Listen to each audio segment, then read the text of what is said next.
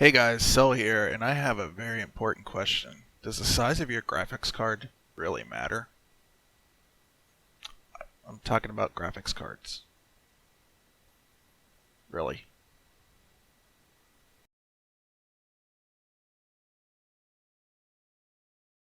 Okay, so let's talk about the cards differences real quick. We're going to start with the 760, that being my older card.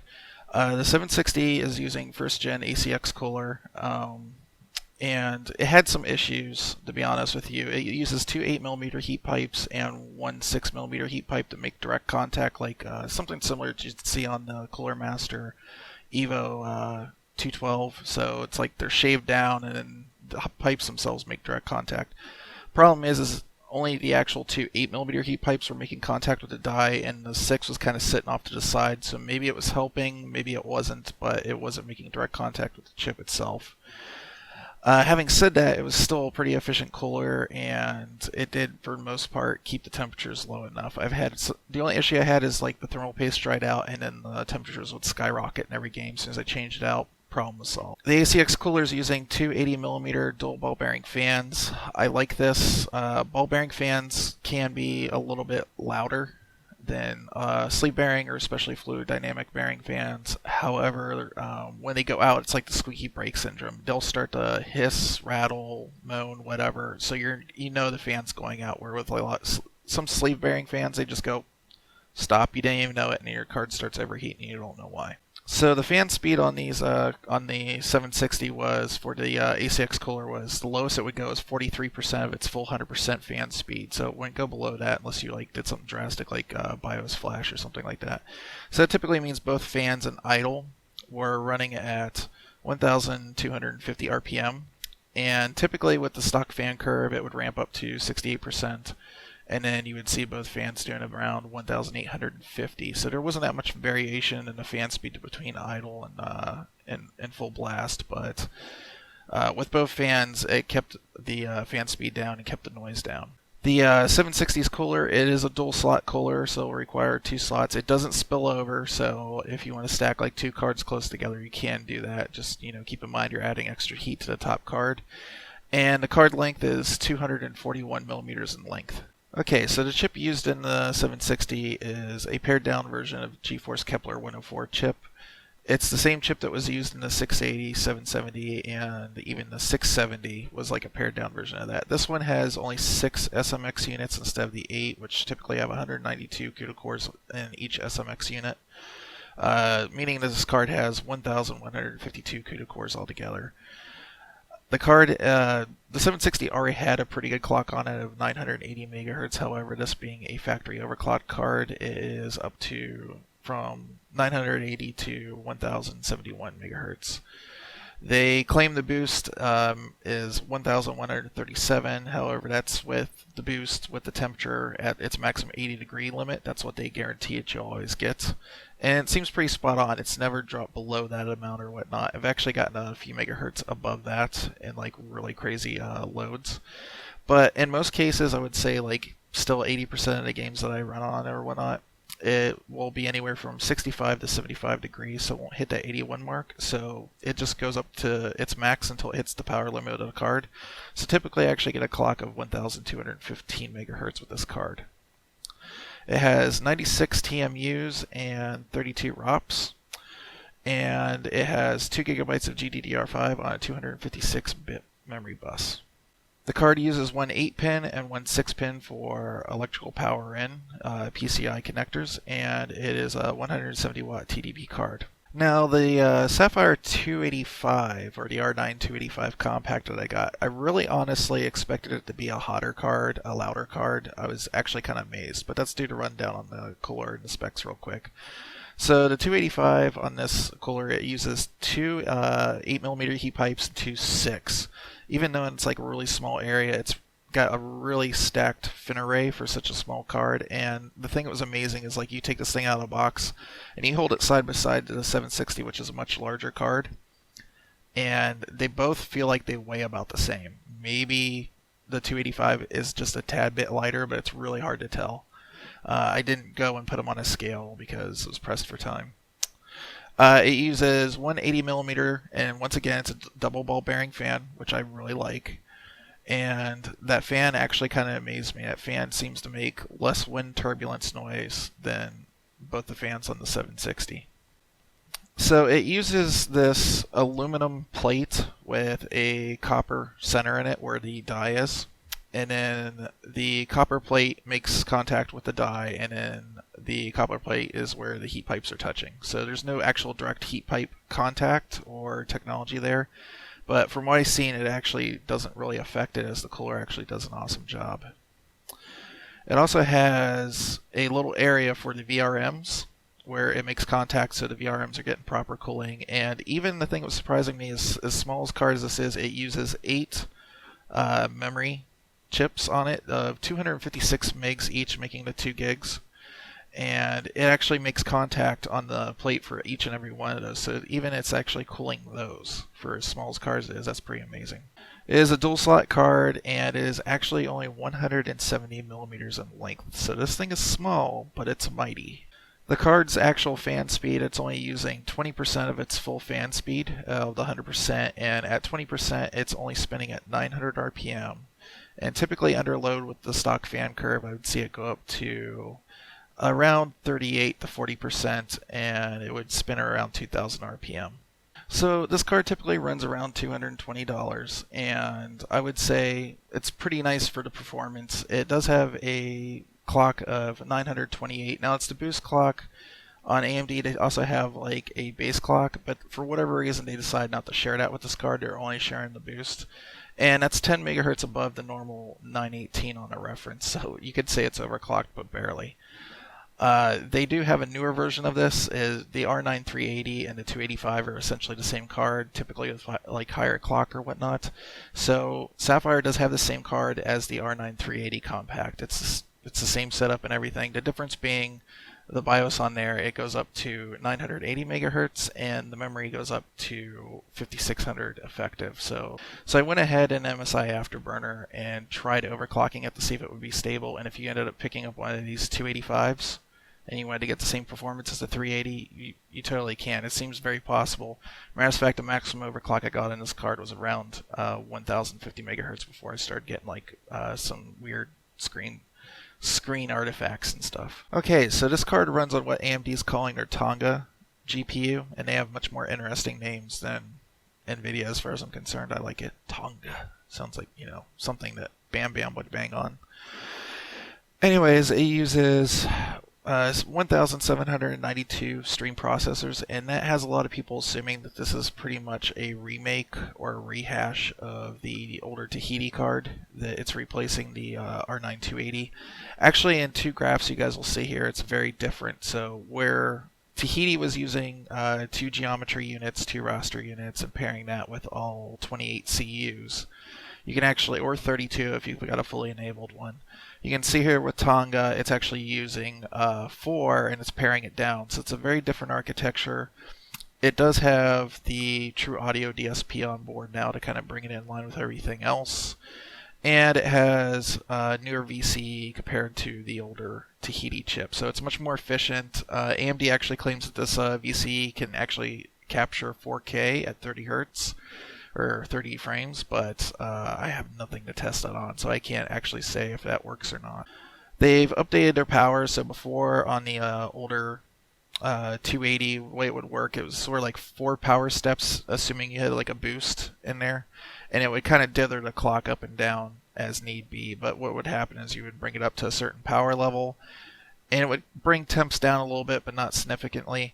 So now with the newer Tonga chip, what they're doing is they actually have a voltage chip in there that's getting telemetry from the GPU, and now it can have up to 255 different voltage steps. So there's a lot of area in there. Kind of brings it more in line with what Kepler and even Maxwell's doing with GPU Boost 2.0. So like I said before, one of the other upgrades to this chip now compared to Tahiti is instead of 2 geometry units, there's 4.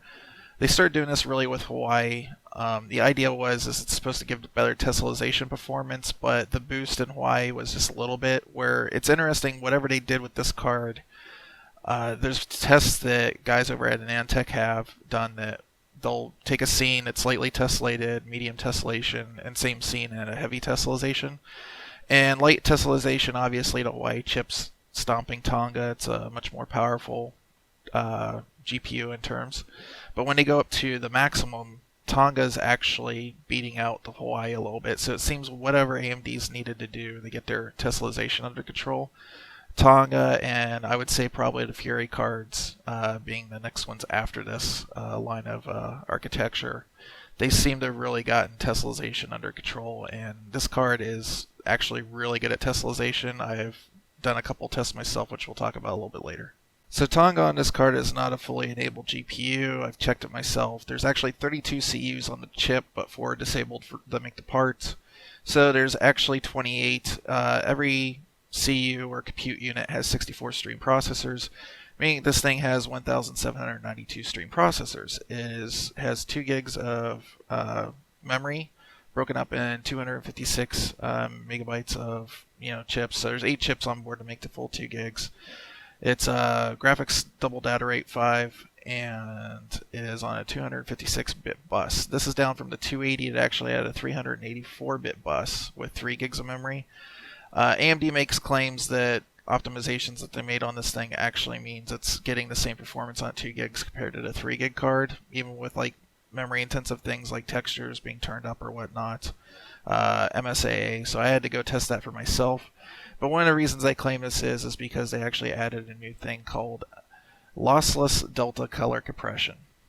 And what it's doing is apparently it's taking the color out of the finished frames or whatnot and compressing it in a new type of way to save on memory.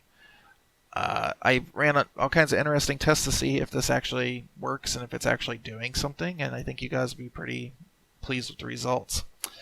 It also has 120 TMUs for texture streaming, and that's up from the 760, which only had 96, but it's still 32 ROPs, just like the 760. Seeing that this is mainly a 1080 and maybe a 1440p card, but I really wouldn't use it for 1440. I'd probably use it for 1080 only. Okay, so for sound levels, what I did is I placed a microphone right next to the computer. Now, realistically, in an environment with everything that I tested, I did put one like right where I'm sitting. And the difference was between 24 26 decibels on both things. So in a real world environment, you're really not going to notice either one of these cards. However, right next to the computer, if like you, for whatever reason you have your computer closer to you or whatnot, this may be a little bit more relevant. But with the microphone right next to the computer, it was picking up 32 decibels on the 760 at idle and 38 decibels under load, where on the R9 285 it was actually, surprisingly, I thought the fan was going to like ramp up like really loud, saying it was a single fan. It was 31 decibels under idle and 37 under load. So it was a tad bit quieter, even though the single fan is running at 2000 RPM as opposed to the 1850 on the 760. However, there's 2 of them, so that makes up, for why it was quieter and what. Temperatures on the 760 with the stock fan curve, stock settings, stock everything. It was at 31 degrees C under idle, and under normal load you would see, depending on the game, 75, but when you're actually really pushing it, like I was in these benchmarks and whatnot, I got up as high as 81 degrees C. Now that's with an ambient temperature of 24 degrees Celsius that day. And on the 285, the idle was a little bit higher by quite a bit. It got up to around 40 to 41 C, kind of like danced between that. And under load, it was 72 C. And that's with stock clocks, fan curve, whatnot. Okay, so let's start with the benchmarks. So with the the only synthetic benchmark, we have for the 760 Firestrike. This is not extreme or anything. This is normal Firestrike. They are 1080 cards, so there wasn't much of a point trying to go extreme or anything. I got a score of 5,802 on the 760.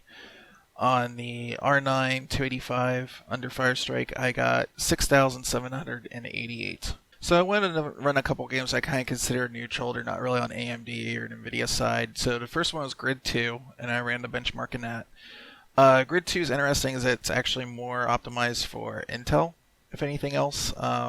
But it's not really optimized one way or the other for AMD or NVIDIA.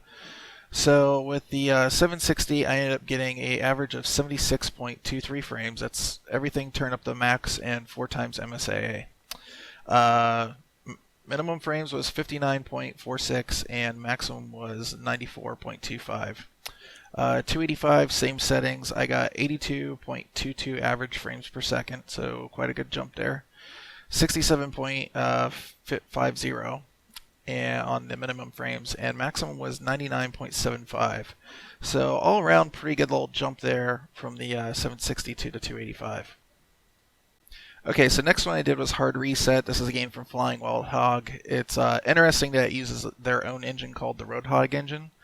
And it's kind of cool game. It has a lot of physics stuff going on with the CPU, so there's like a lot of debris and things flying around. And in this game for the 760, I ended up getting a minimum of 27.1 frames. Now I have to say this is completely maxed out, full FSAA 4 times, everything's on. I got minimum of 27.1 frames, maximum of 144.4 frames, and a average of 85.9. On the R9 285, I ended up getting 26.5 frames, a max of 126 flat, and an average of 73 frames flat. So, kind of interesting how it's better on the 760. Now, it's not clearly optimized technically one way or the other. It doesn't have like the AMD or NVIDIA logo at the beginning. But Flying Wild Hog being a smaller developer, maybe they had Geforce hardware that they were making this game on, optimizing on. Who knows? There's any number of reasons, but this is a good test that shows that even though you might have a stronger card, not everything's going to necessarily work better on that card. For the next one, I'm doing Sleeping Dogs, the benchmark in that, and I want to do it because it's an AMD optimized title and see what the performance difference between the two. So for the 760 on Sleeping Dogs, and now I have to say this is not the definitive edition, this is the normal edition. It came out a few years ago. I don't have the definitive. On Sleeping Dogs, I had everything completely maxed out and at 1080p, and I got 44.6 frames average on the 760, maximum 60.2, and a minimum of 26.7. Switching over to the R9 285, I actually kind of expected better for the most part, and I kind of did. For average, I got 45.8. It's only a difference like 1 frame, so I was kind of like, wow, I was kind of surprised it didn't really do that much better. Maximum of 55.5. So the maximum's actually a little bit lower, but the interesting thing is the minimum frame rate is actually higher at 31.6. So this card seems to have higher minimums, a slightly, not really negligible, higher average, and then the maximum frame rate's a little bit lower, which I thought was interesting. Next was a benchmark in Sniper Elite 3, and I'm going to throw out the maximum frame rate, as you'll see in here in the slide, because it was for the NVIDIA card. It wasn't giving me an accurate read. I think the frame counter was turning on before the actual scene would start. So I'm just going to use average here. So for average frame on the 760, I got 45.5, and on the R9 285, I got 52.6. Now, a part of me was a bit curious, and I wanted to try out Mantle. And this game supports Mantle. So for Mantle, it bumped it up a little bit. It went up to 58.9, and it started doing the thing like the 760 does, where the frame counter turns on before the scene popped up. So Thief and DirectX, once again, everything maxed out. On the 760, I got a minimum of 28.3, a maximum of 61.6, and an average of 44.5. On the 285, I got 31.7, 77.3 on the max, that's min max, and average of 54.3. So kind of interesting how it does give it a little bit of a more bump in some games. In some other games, it just kind of, if they're not optimized for Radeon as well, it just doesn't. So with Mantle, it got quite a pretty good bump. Now the average is only a couple frames, but the minimums and even the max got a pretty good jump. So Mantle for the 285, it went up from a minimum of 31.7 to 45 flat. A minimum of 77.3 to 83.7, and an average of 54.3 to 51. So I'm going to say this one's a little bit unfair for the 760, but I was just curious, and I'm sure a lot of you guys are too. So I wanted to try to run Tomb Raider at max settings with Tress Effects on and see how much better of a performance it is over the 760. The 760 never really gave me that bad a performance with Tress Effects, but you pretty much have to lock Tomb Raider at 30 frames to get like a consistent frame rate. It's not jumping all over the place. And even then, like during scenes where her hair would be really super close, it would drop down for me in like, single digits. So it wasn't worth it. I just ran the game my first playthrough with it, Tress Effects turned off. But with the 760 on the benchmark with Tress Effects on, it got a minimum of 38.8, a maximum of 68 frames flat, and an average of 52.4. So it's been a while since I played Tomb Raider with Tress Effects on the 760, but obviously there's been some driver optimization and whatnot, so I'm actually pretty impressed with these new results. On the R9 285, the minimum was 46 flat, 76 on the max flat, and 60.1 average. So still the 285 is doing a better job, but I'm actually really impressed with what NVIDIA has done with the optimization of the 760 since I played this a couple years ago. It seems like they've really got Tress Effects and like at least working very well in some sort of way on the GeForce cards. Okay, so most reviewers, like you've seen here, just spit out numbers, of games or whatnot. The one thing I really, really wanted to test with this card, or actually two things I should say, is AMD claims with their lossless color compression, they're able to do as much with the 2 gigs of memory on this card as they were with the 3 before. So where you would have settings that would take up over the 2 gigs on the old card, you can do it on this card. It's not going to be a problem. You'll still have memory left over. So I wanted to see what their claims were on that and if they were correct. 2, I wanted to check out tessellation performance. They're saying Tonga is a tessellation beast, and I wanted to see that for myself. So, having said that, I went and looked at many different games I could like benchmark and tried to find candidates across both. So I actually went with an NVIDIA optimized title, for the reason being that NVIDIA tends to heavily tessellate a lot of things. And so for that, we went with Batman Arkham Origins. And the reason being I didn't go with Arkham Knight or anything is because it's a newer game. It's obviously got problems. You guys have seen it in the news. Origins has been out for well over a year, and it's been optimized on both driver sets. And like I said, it does have heavy tessellation. It also has a lot of different types of anti-aliasing. Some that are more memory efficient and some that are less memory efficient. So then I could test the memory by using different anti-aliasing. So for Batman Arkham Origins, what I did is I ran the built-in benchmark, and I ran it in FXAA high, 4 times multi-sample anti-aliasing, and then 8 times. And I looked at frame rates and performance of both cards, and then I also looked at memory. So for the FXAA test on the 760, it got a minimum of 88 frames, a maximum of 161 frames, and an average of 126 frames. On the R9 285, it got a minimum of 66, a maximum of 152 frames, and an average of 114 frames. So you can see there's like quite a difference in performance gamut between the 760 and the 285. It's still quite obvious that between both cards, the 760 is still a little bit better at handling the tessellation than the 285. But I would say this is a pretty good performance still here on the 285. It seems to be doing a lot better in tessellation than past AMD cards. So as far as memory goes, in the FXAA test, what I did is I used MSI Afterburner, I recorded it, and then wrote down what the memory usage was. So in the beginning scene where it's showing the snow, the thugs, Batman, it's actually rendering the city around it as well. So there's a lot more memory usage, where in the last scene where it's going through Penguin's final offer boat, it's only rendering small rooms and whatnot, so memory usage is obviously less. So for FXAA on the 760, in the beginning of the benchmark, it used 1,450 megabytes. And towards the end of the scene, it used 1,100 megabytes, 1,100 megabytes. On the R9 285, it used 1,000 megabytes on the beginning scene, quite a reduction. And at the end, it was only using 500. Just to make sure that was right, I ran it 3 times. the same FXAA, and looked at the memory, and it was dancing around that same place. So whatever the 285 is doing, it seems to be doing what they say it is. It's using a lot less memory.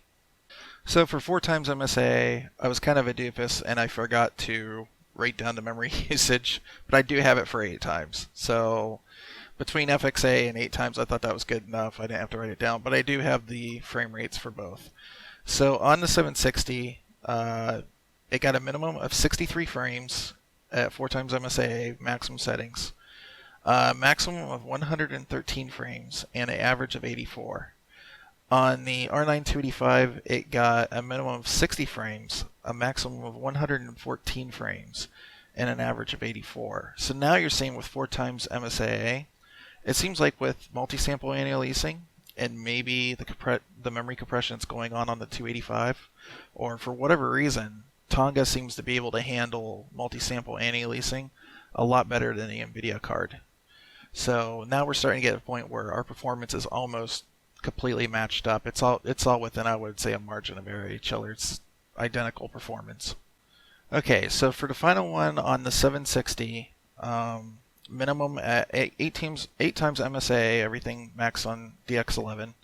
It got a minimum of 46 frames, a maximum of 77, and a average of 58 frames per second on the 760.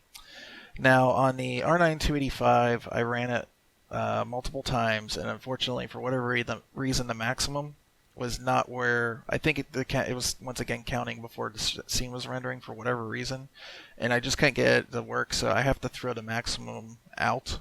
But I still have average and minimum. So on the minimum, it did 45. As you can see, the maximum is saying 175, which I don't really believe. And average, it's doing 65 frames per second. So the performance is actually, I would say, slightly better on the 285 than the 760 when you go to 8 times. It's actually pretty impressive. Now, as far as the memory test goes at 8 times MSA, once again, this was very interesting. On the 760, in the opening of the benchmark, it went up as high as 1,800 megabytes on the memory, so it's almost hitting that 2 gig frame buffer. And on the final scene at 8 times MSA, it did 1,550 megabytes. On the R9 285 in the opening scene, it did 1,450 megabytes. Now keep in mind, this is the same amount of megabyte or memory usage that the 760 was using just on FXA high at the beginning. At the end, it was using 1,150 on the final scene. So slightly higher than what the 760 was using just on FXA. So yeah, whatever AMD did to compress their color data or whatnot, it seems to be working, and especially with MSAA. Those extra frames in the buffer for MSAA, it's not really having an effect like it is on the 760. So my final thoughts on the card is, I would say, even though it's smaller, it runs a little hotter at idle, but it's running quieter, it's running cooler than the 760. It's obviously got a little bit more horsepower, and overall, I'm really damn impressed with it, especially the color compression issue. The reason I was trying to get rid of my 760 in the first place is because I was running into a lot of games where I'd hit that 2 gig frame buffer and it would just stutter. Where on this, it's like, even though it's 2 gigs, it's like I'm able to push it more and add more in there, and I really contribute that to the lossless color compression that the 285 is capable of doing. I'm also kind of wondering if maybe where AMD was saying with HBM, because like 4 gigs, because it's so fast, 4 gigs is more like 6 or something. I'm kind of wondering if that's more like BS, or the marketing people didn't know what to say or whatnot. I'm wondering because Fiji is basically using the same kind of technology that Tonga is. If this color compression is the reason why they're able to get more out of that 4 gigs on those cards, we might never know. I might never get an answer to that, but for at least what they're saying on this card, yeah, it makes a big difference in memory usage, and it's really nice. For a card that's can fit in an ITX system small, it's really nice and powerful. You can typically find it for around $220. It's got a little bit of a premium over the normal $200 that you would find this card at, but just because of the engineering and the size of the card, And I really appreciate the little things in the card, like the dual BIOS for like UEFI and Legacy and whatnot. And it's just all around, it's a nice, solid little card. I really like it. I'm going to keep it in my system for a while. And yeah, guys, it's been wonderful. The only other thing I'd say is like on the software side, I think the GeForce experience is better than Raptor. I've completely tossed Raptor out. The VC encoder seems pretty solid and comparable to what the 760 can do. Granted, you know what you're doing with either OBS or Raptor. I typically use OBS to capture, and I have a special version of OBS that I can use VCE on. But most likely for like my streams and stuff, I'm probably just going to use Intel QuickSync and then forget about it unless some software or something gets developed for it. I do know that XSplit does have a VCE setting on it, so you can use XSplit to capture with the card.